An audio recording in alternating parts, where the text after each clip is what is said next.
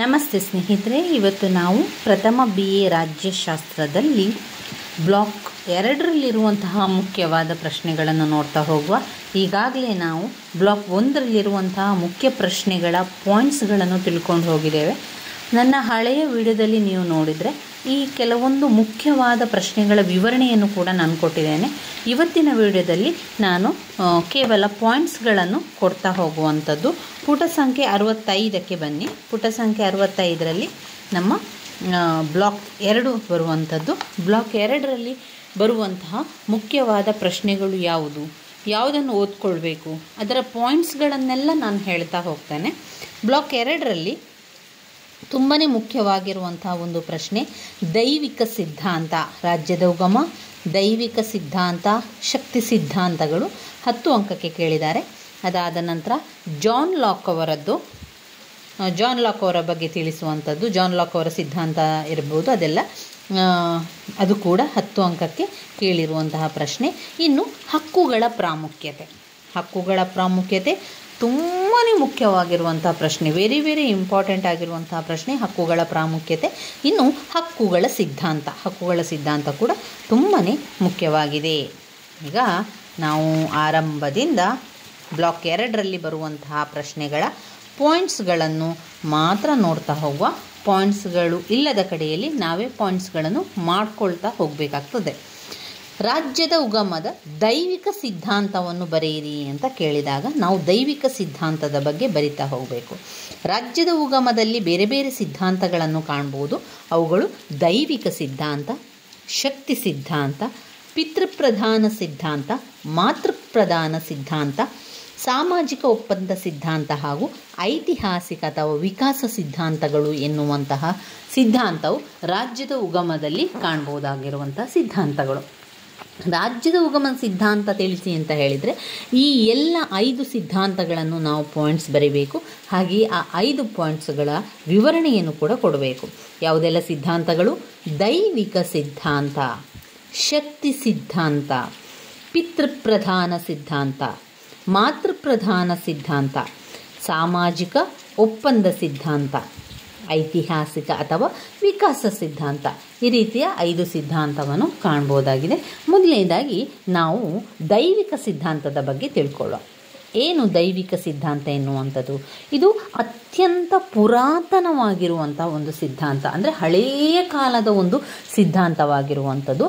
ಈ ಸಿದ್ಧಾಂತದ ಪ್ರಕಾರ ರಾಜ್ಯವು ದೇವರಿಂದ ಸೃಷ್ಟಿಸಲ್ಪಟ್ಟಿದೆ. ಈ ರಾಜ್ಯ ಎನ್ನುವಂಥದ್ದು ಯಾವುದರಿಂದ ಸೃಷ್ಟಿಯಾಗಿದೆ ಅಂದರೆ ಈ ರಾಜ್ಯ ಎಂಬುದು ನಮ್ಮ ದೇವರು ಈ ರಾಜ್ಯವನ್ನು ಸೃಷ್ಟಿ ಮಾಡಿದ್ದಾರೆ.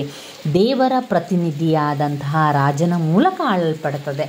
ಈ ರಾಜ್ಯ ಎಲ್ಲಿ ಸೃಷ್ಟಿಯಾಯಿತು ಅಂತ ಹೇಳಿದರೆ ದೇವರು ಸೃಷ್ಟಿ ಮಾಡಿದ್ದಾನೆ. ದೇವರ ದೂತನಾಗಿರುವಂಥದ್ದು ಯಾರು? ರಾಜ ಆಡಳಿತ ಮಾಡ್ತಾ ಇರ್ತಾನೆ. ಆದರೆ ಯಾರ ಆಜ್ಞೆಯ ಪ್ರಕಾರ ಅವನು ಮಾಡ್ತಾ ಇರ್ತಾನೆ ಅಂದರೆ ದೇವರ ಆಜ್ಞೆಯ ಮುಖಾಂತರ ಅವನು ಮಾಡ್ತಾ ಇರ್ತಾನೆ ಎನ್ನುವಂತಹ ನಂಬಿಕೆ ಜನರಲ್ಲಿ, ಪ್ರಜೆಗಳಲ್ಲಿರುವಂತಹ ನಂಬಿಕೆ ಅದಾಗಿತ್ತು. ದೈವಿಕ ಸಿದ್ಧಾಂತದಲ್ಲಿ ದೇವರ ಮುಖಾಂತರ ಈ ಒಂದು ರಾಜ್ಯವು ಸೃಷ್ಟಿಯಾಗಿರ್ತದೆ. ರಾಜನು ದೇವರ ಪ್ರತಿನಿಧಿಯಾಗಿದ್ದಾನೆ. ರಾಜನು ದೈವಾಂಶ ಸಂಭೂತ, ಆತನು ದೇವರಿಗೆ ಮಾತ್ರ ಹೊಣೆಗಾರಿಕೆ ಆಗ್ತಾನೆ. ಅದರಿಂದ ನಾವೆಲ್ಲರೂ ಕೂಡ ರಾಜನಿಗೆ ವಿಧೇಯನಾಗಿರಬೇಕು ಎಂದು ಪ್ರಜೆಗಳು ಯೋಚನೆ ಮಾಡ್ತಾ ಇರ್ತಾರೆ. ನಾವೆಲ್ಲ ರಾಜನಿಗೆ ವಿಧೇಯನಾಗಿರಬೇಕು, ಇದು ಪ್ರಜೆಗಳ ಕರ್ತವ್ಯ.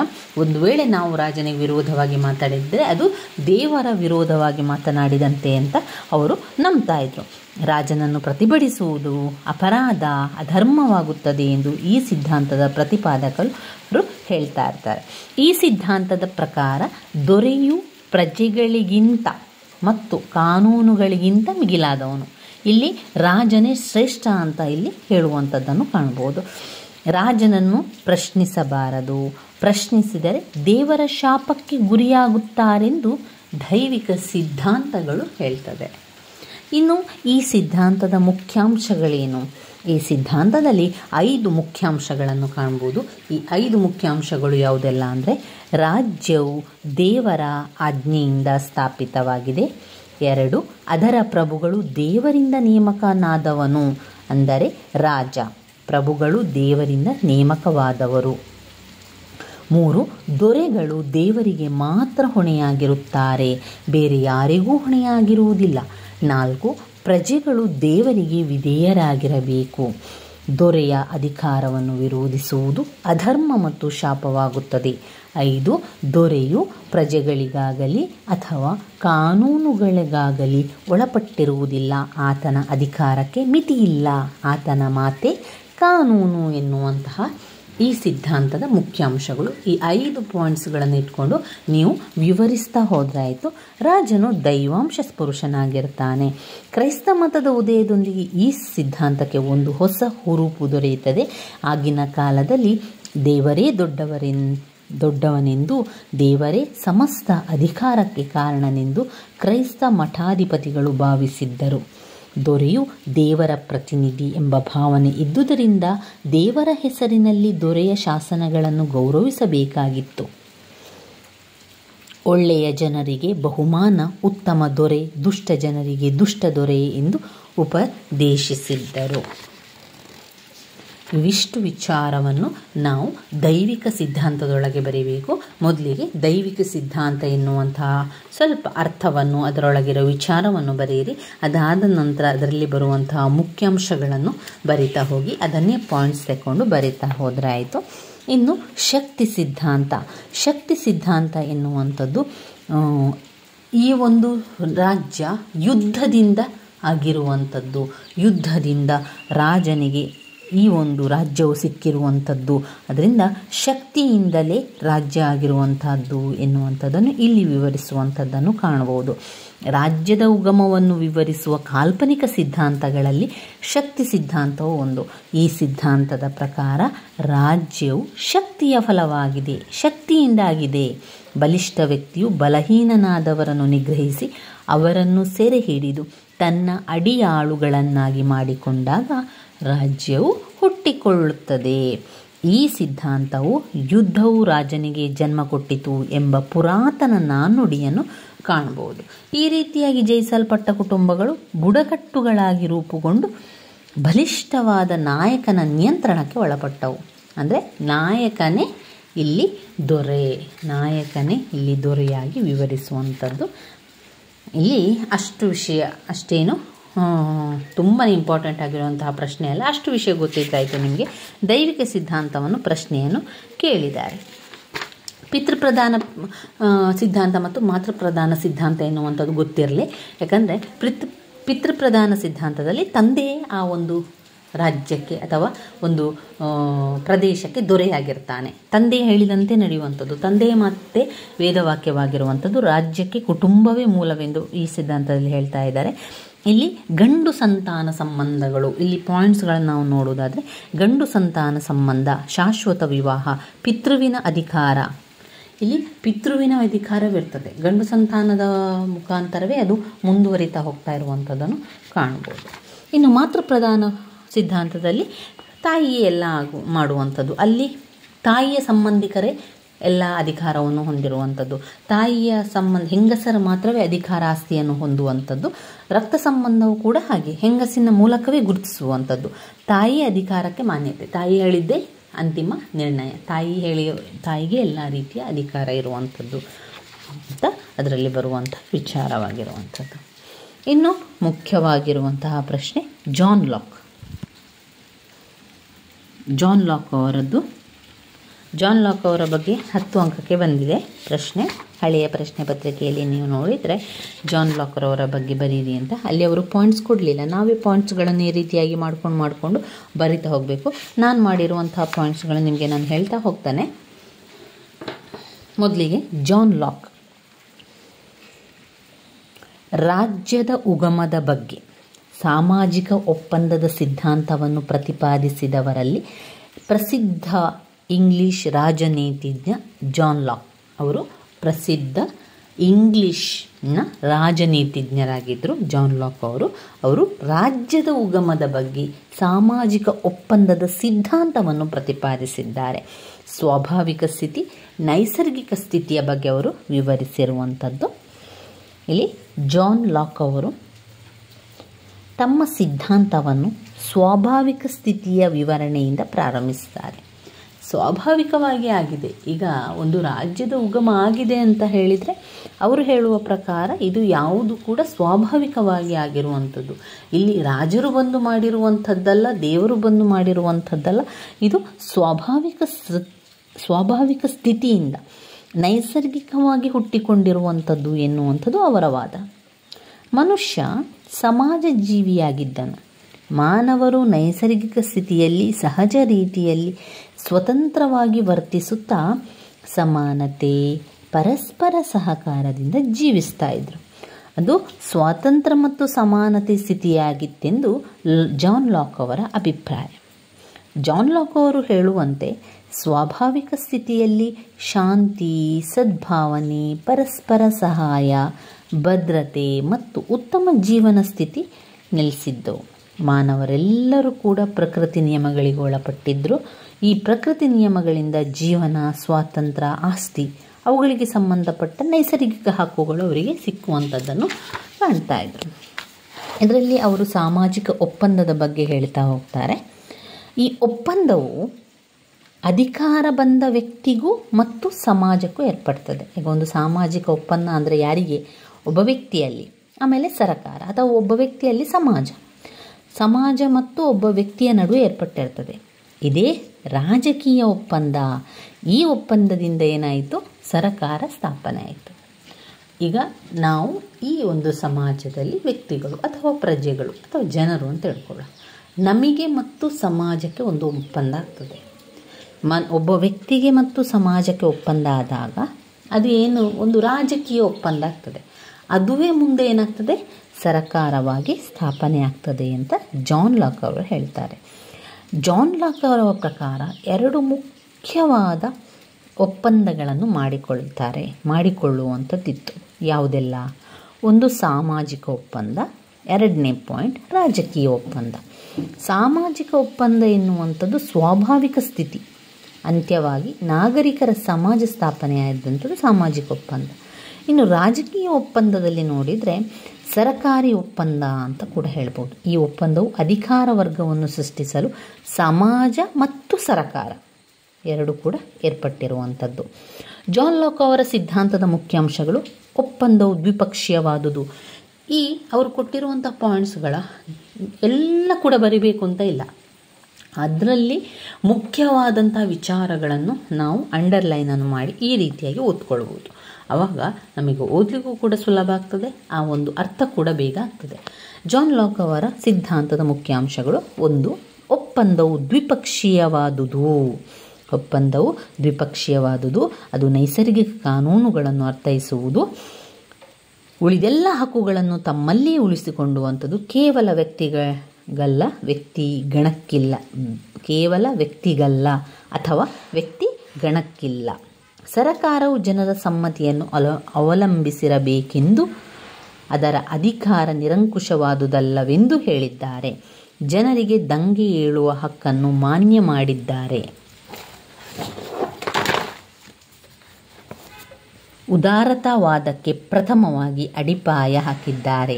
ರಾಜಕೀಯ ಪರಮಾಧಿಕಾರಕ್ಕೆ ಹೆಚ್ಚು ಪ್ರಾಮುಖ್ಯತೆಯನ್ನು ನೀಡಿ ರಾಜ್ಯ ಸರ್ಕಾರಗಳ ನಡುವಿನ ವ್ಯತ್ಯಾಸ ಮಾಡಿದ್ದಾರೆ. ಅಧಿಕಾರ ಪ್ರತ್ಯೇಕೀಕರಣ ತತ್ವವನ್ನು ಮಾಡಿದ್ದಾರೆ. ಇದು ಜಾನ್ ಲಾಕ್ ಅವರ ಸಿದ್ಧಾಂತಗಳಲ್ಲಿ ಬರುವಂಥದ್ದನ್ನು ಕಾಣ್ಬೋದು. ಅವಿಷ್ಟು ನಿಮಗೆ ಪಾಯಿಂಟ್ಸ್ ಗೊತ್ತಿದ್ದರೆ ಎಷ್ಟು ಕೂಡ ಬರಿತಾ ಹೋಗ್ಬೋದು ಸ್ನೇಹಿತರೆ. ಇನ್ನೊಂದು ಮುಖ್ಯವಾದ ಪ್ರಶ್ನೆ: ರಾಜ್ಯದ ವಿಕಾಸಕ್ಕೆ ಅಥವಾ ಉಗಮಕ್ಕೆ ಕಾರಣವಾದ ಅಂಶಗಳು ಏನು? ಏನೆಲ್ಲ ಅಂಶಗಳು? ರಕ್ತ ಸಂಬಂಧ, ಧರ್ಮ, ಆರ್ಥಿಕ ಸಂಬಂಧಗಳು, ಯುದ್ಧ ಅಥವಾ ಶಕ್ತಿ, ರಾಜಕೀಯ ಪ್ರಜ್ಞೆ. ಇವನ್ನೇ ನೀವು ಪಾಯಿಂಟ್ಸ್ ಆಗಿ ತಗೊಳ್ಳಿ. ಆ ಪಾಯಿಂಟ್ಸ್ಗಳನ್ನು ಓದ್ಕೊಳ್ಳಿ. ರಾಜ್ಯದ ಉಗಮಕ್ಕೆ ಅಥವಾ ವಿಕಾಸಕ್ಕೆ ಕಾರಣವಾದ ಅಂಶಗಳು: ರಕ್ತ ಸಂಬಂಧಗಳು, ಧರ್ಮ, ಆರ್ಥಿಕ ಅಂಶಗಳು, ಯುದ್ಧ ಅಥವಾ ಶಕ್ತಿ, ರಾಜಕೀಯ ಪ್ರಜ್ಞೆ. ಅದನ್ನೇ ತಗೊಂಡ್ರೆ ಆಯಿತು. ಇನ್ನು ಹಕ್ಕುಗಳ ಅರ್ಥ, ಸ್ವರೂಪ, ಪ್ರಾಮುಖ್ಯತೆ. ವೆರಿ ಇಂಪಾರ್ಟೆಂಟ್ ಆಗಿರುವಂತಹ ಪ್ರಶ್ನೆ. ನಾವು ಇದನ್ನು ಕಲಿಯಲೇಬೇಕಾಗ್ತದೆ. ನಮ್ಮ ಹಕ್ಕುಗಳ ಬಗ್ಗೆ ಕೇಳಿದಾಗ ನಾವು ಸಂವಿಧಾನದಲ್ಲಿ, ಇಂಡಿಯನ್ ಕಾನ್ಸ್ಟಿಟ್ಯೂಷನಲ್ಲಿ ಕೂಡ ಹಕ್ಕುಗಳ ತಿಳ್ಕೊಳ್ತೇವೆ, ಹಕ್ಕುಗಳ ಪ್ರಾಮುಖ್ಯತೆಯನ್ನು ಕೂಡ ತಿಳ್ಕೊಳ್ತೇವೆ ಅಲ್ವಾ. ಅದರಿಂದ ತುಂಬಾ ಇಂಪಾರ್ಟೆಂಟ್ ಆಗಿರುವಂಥದ್ದು ಹಕ್ಕು. ಹಕ್ಕು ಅಂದರೆ ಏನು ಎನ್ನುವಂಥದ್ದು ನಮಗೆ ಗೊತ್ತಿರಬೇಕು. ಹಕ್ಕು ಅಂದರೆ ವ್ಯಕ್ತಿ ತನ್ನ ವ್ಯಕ್ತಿತ್ವದ ಪರಿಪೂರ್ಣತೆಯನ್ನು ಹೊಂದಿರಲು, ಅಂದರೆ ನಾವುಗಳು ನಮ್ಮ ಒಂದು ಪರಿಪೂರ್ಣತೆ, ವ್ಯಕ್ತಿತ್ವದ ಪರಿಪೂರ್ಣತೆಯನ್ನು ಹೊಂದಲು ಸಹಾಯಕವಾಗುವ ಸಾಮಾಜಿಕ ಜೀವನದ ಸನ್ನಿವೇಶಗಳೇ ಹಕ್ಕುಗಳು. ಹ್ಯಾಬ್ಸ್ ಮತ್ತು ಬೆಂತಾಮ್ ಅವರ ಪ್ರಕಾರ ಹಕ್ಕುಗಳೆಂದರೆ ರಾಜ್ಯದಿಂದ ನೀಡಲ್ಪಟ್ಟಿರುವ ಅಥವಾ ಮಾನ್ಯ ಮಾಡಲ್ಪಟ್ಟದ್ದು, ರಕ್ಷಿಸಲ್ಪಟ್ಟ ಹೇಳಿಕೆ ಇದೆಯಲ್ಲ, ಅದುವೇ ಹಕ್ಕುಗಳು ಅವರು ಹೇಳುವಂಥದ್ದು. ಹಬ್ಸ್ ಅವರ ಪ್ರಕಾರ ಅಂದರೆ ರಾಜ್ಯದಿಂದ ಕೊಟ್ಟದ್ದು, ನಮಗೆ ರಕ್ಷಣೆ ನೀಡ್ತೇವೆ, ನಿಮಗೆ ರಕ್ಷಣೆ ಕೊಡ್ತೇವೆ ಅಂತ ರಾಜ್ಯದಿಂದ ನೀಡಲ್ಪಟ್ಟಿರುವಂತಹ ಅಥವಾ ಮಾನ್ಯ ಮಾಡಲ್ಪಟ್ಟಂತಹ ಒಂದು ರಕ್ಷಿಸಲ್ಪಟ್ಟ ಹೇಳಿಕೆಯಾಗಿದೆ. ನಿಮ್ಮನ್ನು ರಕ್ಷಿಸ್ತೇವೆ ಎನ್ನುವಂಥ ಒಂದು ಹೇಳಿಕೆಯಾಗಿರುತ್ತದೆ. ಇನ್ನು ಹಕ್ಕುಗಳ ಸ್ವರೂಪ ಅಥವಾ ಲಕ್ಷಣಗಳು. ಹಕ್ಕುಗಳ ಪ್ರಾಮುಖ್ಯತೆ ಇಲ್ಲಿದೆ ನೋಡಿ. ಹಕ್ಕುಗಳ ಪ್ರಾಮುಖ್ಯತೆ, ಹಕ್ಕುಗಳ ಸ್ವರೂಪ ಮತ್ತು ಲಕ್ಷಣಗಳಲ್ಲಿ ನಾವು ನೋಡಿದರೆ ಹೇಳ್ತಾ ಹೋಗ್ತೇನೆ. ಹಕ್ಕುಗಳು ಸಮಾಜದಲ್ಲಿ ಅಸ್ತಿತ್ವದಲ್ಲಿರ್ತದೆ. ಹಕ್ಕುಗಳ ಸ್ವರೂಪ ಮತ್ತು ಲಕ್ಷಣಗಳ ಪಾಯಿಂಟ್ಸ್ಗಳನ್ನು ಹೇಳ್ತಾ ಹೋಗ್ತೇನೆ, ನಿಧಾನದಲ್ಲಿ ಹೇಳ್ತೇನೆ. ಸರಿಯಾಗಿ ಗಮನ ಕೊಟ್ಟು ಕೇಳಬೇಕು ನೀವು. ಹಾಗೆ ಅರ್ಥ ಮಾಡಿಕೊಂಡು ಆ ಪಾಯಿಂಟ್ಸ್ಗಳನ್ನು ಕೇಳಿಕೊಳ್ಳಿ. ವಿಡಿಯೋವನ್ನು ಕೇಳ್ಕೊಳ್ಬೇಕಾದ್ರೆ ನೀವು ಕಲ್ತಾಗಬೇಕು. ನಿಮಗೆ ಆ ತಕ್ಷಣ ನಿಮಗೆ ಕಲ್ತಾದರೆ ಮತ್ತೆ ಪುನಃ ಕಲಿಯುವಂತಹ ಒಂದು ಸಮಯವನ್ನು ನೀವು ಬೇರೆ ಒಂದು ವಿಷಯಕ್ಕೆ ಓದ್ಕೊಳ್ಳಿಕ್ಕೆ ಇಟ್ಕೊಳ್ಬೋದು. ನೀವೀಗ ಈ ವಿಡಿಯೋವನ್ನು ನೋಡ್ತಾ ಇದ್ದೀರಿ ಅಂತಾದರೆ ಅದರ ಪಾಯಿಂಟ್ಸ್ಗಳನ್ನು ನಾನು ಹೇಳ್ತಾ ಹೋಗಬೇಕಾದ್ರೆ ಸರಿಯಾಗಿ ಕೇಳ್ಕೊಳ್ಳಿ, ಸರಿಯಾಗಿ ಅರ್ಥ ಮಾಡಿಕೊಳ್ಳಿ. ಆಮೇಲೆ ತಕ್ಷಣ ವಿಡಿಯೋವನ್ನು ನೋಡಿದ ತಕ್ಷಣ ಅಲ್ಲಿ ಒಮ್ಮೆ ಪಾಸ್ ಕೊಟ್ಟು ಅಥವಾ ನಿಲ್ಲಿಸಿ ಆ ಒಂದು ಪಾಯಿಂಟ್ಸ್ಗಳನ್ನು ನೀವು ರಿಪೀಟ್ ಮಾಡಬೇಕು. ನೀವು ನನ್ನ ಜೊತೆಗೆ ಹೇಳ್ತಾ ಹೋಗಬೇಕು. ಆವಾಗ ಏನಾಗ್ತದೆ ಅಂದರೆ ಆ ಪಾಯಿಂಟ್ಸ್ಗಳು ನಮಗೆ ಸದಾ ನೆನಪಲ್ಲಿ ಇರಲಿಕ್ಕೆ ಸಹಾಯ ಆಗ್ತದೆ. ಈಗ ಹಕ್ಕುಗಳ ಸ್ವರೂಪ ಅಥವಾ ಲಕ್ಷಣಗಳನ್ನು ಹೇಳ್ತಾ ಹೋಗ್ತೇನೆ. ಹಕ್ಕುಗಳು ಸಮಾಜದಲ್ಲಿ ಅಸ್ತಿತ್ವದಲ್ಲಿರುತ್ತದೆ, ಸಮಾಜದ ಹೊರಗೆ ಲಭ್ಯವಿರುವುದಿಲ್ಲ. ಅಂದರೆ ಸಮಾಜದ ಹೊರತಾಗಿ ಹಕ್ಕುಗಳಿರುವುದಿಲ್ಲ. ಇನ್ನೊಮ್ಮೆ ಹೇಳ್ತೇನೆ, ಹಕ್ಕುಗಳು ಸಮಾಜದಲ್ಲಿ ಅಸ್ತಿತ್ವದಲ್ಲಿರ್ತದೆ, ಸಮಾಜದ ಹೊರಗೆ ಲಭ್ಯವಿರುವುದಿಲ್ಲ. ಅಂದರೆ ಸಮಾಜದ ಹೊರತಾಗಿ ಹಕ್ಕುಗಳು ಇರುವುದಿಲ್ಲ. ಎರಡನೇ ಪಾಯಿಂಟ್, ಹಕ್ಕುಗಳು ಮತ್ತು ಕರ್ತವ್ಯಗಳು ಜೊತೆಯಾಗಿ ಹೋಗುತ್ತದೆ. ಒಬ್ಬನ ಹಕ್ಕು ಉಳಿದವರ ಕರ್ತವ್ಯವಾಗಿರುತ್ತದೆ. ಹಕ್ಕುಗಳು ಕರ್ತವ್ಯಗಳೊಡನೆ ಸಂಬಂಧ ಹೊಂದಿದೆ. ಹಕ್ಕುಗಳು ಮತ್ತು ಕರ್ತವ್ಯಗಳು ಜೊತೆಯಾಗಿ ಹೋಗುತ್ತದೆ. ಒಬ್ಬನ ಹಕ್ಕು ಉಳಿದವರ ಕರ್ತವ್ಯವಾಗಿರುತ್ತದೆ. ಹಕ್ಕುಗಳು ಕರ್ತವ್ಯಗಳ ಜೊತೆಗೆ ಸಂಬಂಧವನ್ನು ಹೊಂದಿದೆ. ಮೂರನೇ ಪಾಯಿಂಟ್, ಹಕ್ಕುಗಳು ಸಾರ್ವತ್ರಿಕ ಕಲ್ಯಾಣ ಗುರಿಯನ್ನು ಹೊಂದಿದೆ. ಸಾರ್ವತ್ರಿಕವಾಗಿ ಅದು ಕಲ್ಯಾಣ ಗುರಿಯನ್ನು ಹೊಂದಿರುವಂಥದ್ದೇನು ಹಕ್ಕು, ಎಲ್ರಿಗೂ ಕೂಡ ಇದು ಹೆಲ್ಪ್ ಮಾಡುವಂಥದ್ದು. ನಾಲ್ಕನೇ ಪಾಯಿಂಟ್, ಹಕ್ಕುಗಳು ಸಮಾಜ ಮತ್ತು ರಾಜ್ಯದಿಂದ ಮನ್ನಣೆ ಪಡೆದಿದ್ದು. ಹಕ್ಕುಗಳು ರಾಜ್ಯ ಮತ್ತು ಸಮಾಜದಿಂದ ಮನ್ನಣೆಯನ್ನು ಪಡೆದಿದ್ದು ರಾಜ್ಯದ ಕಾನೂನುಗಳ ಒತ್ತಾಸೆ ಬೆಂಬಲವನ್ನು ಹೊಂದಿರುತ್ತದೆ. ಹಕ್ಕುಗಳಿಗೆ ರಾಜ್ಯದ ಕಾನೂನಿನ ಬೆಂಬಲವಿಲ್ಲದಿದ್ದರೆ ಅವುಗಳು ಅರ್ಥಹೀನ. ಅಂದರೆ ಹಕ್ಕುಗಳಿಗೆ ಕಾನೂನಿನ ಬೆಂಬಲ ಬೇಕೇ ಬೇಕು. ಒಂದು ವೇಳೆ ಕಾನೂನಿನ ಬೆಂಬಲ ಇಲ್ಲದ್ರೆ ಆ ಹಕ್ಕು ಅರ್ಥಹೀನ ಆಗಿರ್ತದೆ. ಐದನೇ ಪಾಯಿಂಟ್, ಹಕ್ಕುಗಳು ನಿಶ್ಚಲವಲ್ಲ, ಅವು ವಿಕಾಸ ಹೊಂದುತ್ತದೆ. ಕಾಲ ಬದಲಾದಂತೆ ಮಾರ್ಪಾಡಾಗುತ್ತದೆ. ಸಮಾಜ ಮತ್ತು ಮಾನವನ ಅವಶ್ಯಕತೆಗಳಿಗೆ ತಕ್ಕಂತೆ ಸ್ಪಂದಿಸುತ್ತದೆ. ನೋಡಿ, ಹಕ್ಕುಗಳು ನಿಶ್ಚಲವಾಗಿರುವಂಥದ್ದಲ್ಲ, ಬದಲಾವಣೆ ಹೊಂದ್ತಾ ಇರ್ತದೆ. ಮನುಷ್ಯರ ಅವಶ್ಯಕತೆಗೆ ತಕ್ಕಂತೆ ಬದಲಾವಣೆ ಆಗ್ತಾ ಇರ್ತದೆ. ಅದು ಸ್ಥಿರವಾಗಿ ಒಂದೇ ರೀತಿಯಲ್ಲಿರುವುದಿಲ್ಲ. ಕಾಲ ಮಾರ್ಪಾಡಾದಂತೆ ಕಾಲಕ್ಕೆ ಅದು ಬದಲಾವಣೆ ಆಗ್ತಾ ಹೋಗ್ತದೆ. ಆರನೇ ಪಾಯಿಂಟ್, ಹಕ್ಕುಗಳನ್ನು ನಿರಂಕುಶವಾಗಿ ಬಳಸುವಂತಿಲ್ಲ. ಹಕ್ಕುಗಳೆಂದರೆ ಸ್ವೇಚ್ಛಾವೃತ್ತಿಯಲ್ಲ. ಹಕ್ಕುಗಳಿಗೂ ನಿರ್ದಿಷ್ಟವಾದ ಮಿತಿಗಳುಂಟು. ಅನಿರ್ಬಂಧಿತ ಹಕ್ಕುಗಳನ್ನು ಹೊಂದುವುದು ಅರ್ಥಹೀನವಾಗುತ್ತದೆ. ಈ ನಿರ್ಬಂಧಗಳನ್ನು ಕರ್ತವ್ಯಗಳ ರೂಪದಲ್ಲಿ ಕಾಣಬಹುದು. ಹಕ್ಕುಗಳು ಕರ್ತವ್ಯಗಳು ಒಂದೇ ನಾಣ್ಯದ ಎರಡು ಮುಖಗಳಿದ್ದಂತೆ. ಹಕ್ಕು ಮತ್ತು ಕರ್ತವ್ಯ ಏನು ಒಂದೇ ನಾಣ್ಯದ ಎರಡು ಮುಖ. ಅದು ಸೇಮ್ ಒಂದೇ ನಾಣ್ಯ, ಆದರೆ ಒಂದು ಮುಖ, ಇನ್ನೊಂದು ಒಂದು ಮುಖ ಆಗಿರ್ತದೆ. ಹಕ್ಕುಗಳನ್ನು ಅವರಿಗೆ ಬೇಕಾದ ರೀತಿಯಲ್ಲಿ ಸ್ವೇಚ್ಛಾವೃತ್ತಿಯಲ್ಲಿ ಅಂದರೆ ನಮ್ಮ ಇಷ್ಟದ ರೀತಿಯಲ್ಲಿ ಅದನ್ನು ಬಳಸಲಿಕ್ಕೆ ಸಾಧ್ಯ ಇಲ್ಲ. ಅದಕ್ಕೂ ಅದರದೇ ಆದ ಕೆಲವೊಂದು ಮಿತಿಗಳಿರ್ತದೆ. ಅದನ್ನು ಹೊರತುಪಡಿಸಿ ಅದನ್ನು ಮಾಡಲಿಕ್ಕೆ ಸಾಧ್ಯ ಇಲ್ಲ. ಈ ನಿರ್ಬಂಧಗಳನ್ನು ಕರ್ತವ್ಯದ ರೂಪದಲ್ಲಿ ಕಾಣ್ಬೋದು. ಹಕ್ಕುಗಳು ಒಂದು ಕೆಲಸಗಳನ್ನೆಲ್ಲ ಮಾಡ್ತಾ ಇದ್ದರೆ ಆ ನಿರ್ಬಂಧಗಳನ್ನೆಲ್ಲ ಯಾವುದು ಮಾಡ್ತದೆ? ಕರ್ತವ್ಯ. 7ನೇ ಪಾಯಿಂಟ್, ಹಕ್ಕುಗಳು ಪೌರರ ವ್ಯಕ್ತಿತ್ವದ ಸರ್ವಾಂಗೀಣ ಅಭಿವೃದ್ಧಿಗೆ ಅವಶ್ಯಕವಾಗಿದೆ. ಅದೇನು ಮಾಡ್ತದೆ? ನಮ್ಮೆಲ್ಲರ ಸರ್ವಾಂಗೀಣ ಅಭಿವೃದ್ಧಿಗೆ ಅದು ಅವಶ್ಯಕವಾಗಿದೆ. ರಾಜ್ಯವು ಹಕ್ಕುಗಳನ್ನು ಸಂರಕ್ಷಿಸುತ್ತದೆ. ಪ್ರತಿಯೊಂದು ರಾಜ್ಯವನ್ನು ಅದು ನೀಡುವ ಮತ್ತು ಸಂರಕ್ಷಿಸುವ ಹಕ್ಕುಗಳಿಂದ ಗುರುತಿಸಲಾಗುತ್ತದೆ ಎಂದು H.J. ಲಾಸ್ಕಿ ಅವರು ಹೇಳ್ತಾ ಇದ್ದಾರೆ. ಅಂದರೆ ಪ್ರತಿಯೊಂದು ರಾಜ್ಯವು ಅವರವರ ರಾಜ್ಯದ ಹಕ್ಕನ್ನು ರಕ್ಷಿಸ್ತಾ ಬಂದಿದೆ. ಅವರವರ ರಾಜ್ಯದಲ್ಲಿ ಇರುವಂಥ ಹಕ್ಕುಗಳ ಆಧಾರದ ಮೇಲೆ ಆ ಒಂದು ದೇಶವನ್ನು ಗುರುತಿಸ್ತೇವೆ. ಹಕ್ಕುಗಳು ನಮ್ಮ ವ್ಯಕ್ತಿತ್ವದ ಸರ್ವಾಂಗೀಣ ಬೆಳವಣಿಗೆಗೆ, ಅಭಿವೃದ್ಧಿಗೆ ಅವಶ್ಯಕವಾಗಿರುವಂಥದ್ದು. ಇವಿಷ್ಟು ಹಕ್ಕುಗಳ ಸ್ವರೂಪ ಮತ್ತು ಲಕ್ಷಣಗಳಲ್ಲಿ ಬರುವಂಥದ್ದು. ಇನ್ನು ಮುಖ್ಯವಾದಂತಹ ಪಾಯಿಂಟ್ ಹಕ್ಕುಗಳ ಪ್ರಾಮುಖ್ಯತೆ. ಹಕ್ಕುಗಳ ಪ್ರಾಮುಖ್ಯತೆಯಲ್ಲಿ ನಾವು ನೋಡಬೇಕಾಗಿರುವಂಥದ್ದು ಇದು ವ್ಯಕ್ತಿತ್ವದ ಬೆಳವಣಿಗೆಗೆ ಸಹಾಯಕವಾಗಿದೆ. ಏನಿದು ಪ್ರಾಮುಖ್ಯತೆ? ಹಕ್ಕುಗಳಿಂದಾಗಿ ನಮ್ಮ ವ್ಯಕ್ತಿತ್ವದ ಬೆಳವಣಿಗೆಗೆ ಸಹಾಯಕವಾಗಿದೆ. ಸಾಮಾಜಿಕ, ಸಾಂಸ್ಕೃತಿಕ, ರಾಜಕೀಯ, ಆರ್ಥಿಕ ಚಟುವಟಿಕೆಗಳಲ್ಲಿ ತೊಡಗಿಸಿಕೊಳ್ಳಲು ಸಾಧ್ಯವಾಗ್ತದೆ. ಜೀವಿಸುವ ಹಕ್ಕು ಅವಶ್ಯಕವಾಗಿ ಬೇಕು. ಮನುಷ್ಯನಾಗಿ ಬದುಕಲು ಈ ಹಕ್ಕುಗಳು ಬೇಕು. ಇದನ್ನು ಪಾಯಿಂಟ್ಸ್ ರೀತಿಯಲ್ಲಿ ಬರಿತಾ ಹೋಗಿ. ವ್ಯಕ್ತಿಯ ಅಸ್ತಿತ್ವವನ್ನು ಹುಡುಕಲಿಕ್ಕೆ, ವ್ಯಕ್ತಿಯ ಅಸ್ತಿತ್ವಕ್ಕೆ, ಜೀವನ ವಿಕಾಸಕ್ಕೆ, ಅಭಿವೃದ್ಧಿಗೆ, ಸಮಾಜದ ಅಭಿವೃದ್ಧಿಗೆ ಹಕ್ಕುಗಳು ತುಂಬಾ ಪ್ರಾಮುಖ್ಯವಾಗಿರುವಂಥದ್ದು. ಪಾಯಿಂಟ್ 1, ವ್ಯಕ್ತಿತ್ವದ ಬೆಳವಣಿಗೆ ಸಹಾಯಕವಾಗಿದೆ, ವ್ಯಕ್ತಿಯ ಅಸ್ತಿತ್ವಕ್ಕೆ ಸಹಾಯಕವಾಗಿದೆ. 3, ಜೀವನ ವಿಕಾಸಕ್ಕೆ ಆಗಿದೆ, ಜೀವನದ ಅಭಿವೃದ್ಧಿಗೆ, ಸಮಾಜದ ಅಭಿವೃದ್ಧಿಗೆ, ಸಾಮಾಜಿಕ, ಸಾಂಸ್ಕೃತಿಕ, ರಾಜಕೀಯ, ಆರ್ಥಿಕ ಚಟುವಟಿಕೆಗೆ ತೊಡಗಿಸಿಕೊಳ್ಳಲು ಅವಶ್ಯಕ. ಜೀವಿಸುವ ಹಕ್ಕು ಅವಶ್ಯಕವಾಗಿ ಬೇಕಾಗಿರುವುದರಿಂದ ಹಕ್ಕುಗಳು ತುಂಬಾ ಪ್ರಾಮುಖ್ಯತೆಯನ್ನು ಹೊಂದಿದೆ ಅಂತ ಬರೆಯುವಂಥದ್ದು.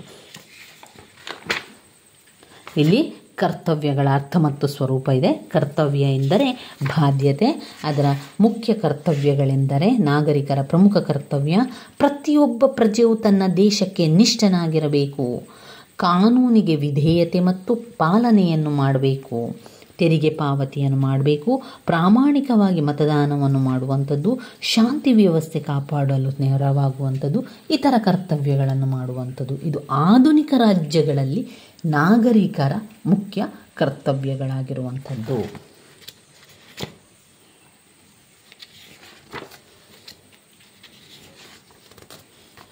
ಇನ್ನು ಘಟಕ 11ರಲ್ಲಿ ನೀವು ನೋಡಿದರೆ ಹಕ್ಕುಗಳ ವರ್ಗೀಕರಣ ಇದೆ. ಹಕ್ಕುಗಳ ವರ್ಗೀಕರಣದಲ್ಲಿ ತುಂಬಾ ಪಾಯಿಂಟ್ಸ್ ಇದೆ. ಹಕ್ಕುಗಳ ವರ್ಗೀಕರಣವನ್ನು ನಾನು ಮುಂದಿನ ವಿಡಿಯೋದಲ್ಲಿ ಅದನ್ನು ಮುಂದುವರಿಸ್ತೇನೆ. ಹಕ್ಕುಗಳ ವರ್ಗೀಕರಣ ಮತ್ತು ಹಕ್ಕುಗಳ ಸಿದ್ಧಾಂತಗಳನ್ನು ಮುಂದಿನ ವಿಡಿಯೋದಲ್ಲಿ ತಿಳ್ಕೊಳ್ಳುವ. ಈ ಒಂದು ವಿಡಿಯೋದಲ್ಲಿ ಅವುಗಳನ್ನೆಲ್ಲ ಹೇಳಿದರೆ ತುಂಬಾ ಲೆಂತಿ ವಿಡಿಯೋ ಆಗ್ತದಲ್ವ, ಅದಕ್ಕೋಸ್ಕರ ಅದಷ್ಟು ಕಲಿತ್ರೆ ನಮ್ಮ ಬ್ಲಾಕ್ 2 ಸಂಪೂರ್ಣವಾಗಿ ಮುಗೀತದೆ. ಅದಾದ ನಂತರ ಬ್ಲಾಕ್ 3 ಮುಂದುವರಿಸುವ. ನಾವು ಈ ಪ್ರಥಮ BA ರಾಜ್ಯಶಾಸ್ತ್ರವನ್ನು ಸಂಪೂರ್ಣವಾಗಿ ಎಲ್ಲ ಮುಖ್ಯವಾದ ಪ್ರಶ್ನೆಗಳ ಪಾಯಿಂಟ್ಸ್ಗಳನ್ನೆಲ್ಲ ಕೂಡ ನಾನು ನಿಮಗೆ ತಿಳಿಸ್ತಾ ಹೋಗ್ತೇನೆ. ಅದಾದ ನಂತರ ಸಮಯಾವಕಾಶ ಇದ್ದರೆ ಪ್ರತಿಯೊಂದು ಪ್ರಶ್ನೆಯ ವಿವರಣೆಯನ್ನು ಕೂಡ ಮಾಡ್ತಾ ಹೋಗ್ತೇನೆ ಸ್ನೇಹಿತರೆ. ನನ್ನ ವಿಡಿಯೋಸ್ ಎಲ್ಲ ನಿಮಗೆ ಇಷ್ಟ ಆಗ್ತಾ ಇದ್ದರೆ ಲೈಕ್ ಕೊಡಿ, ಶೇರ್ ಮಾಡಿ, ಸಬ್ಸ್ಕ್ರೈಬ್ ಮಾಡಲಿಕ್ಕೆ ಮರಿಬೇಡಿ. ಧನ್ಯವಾದಗಳು.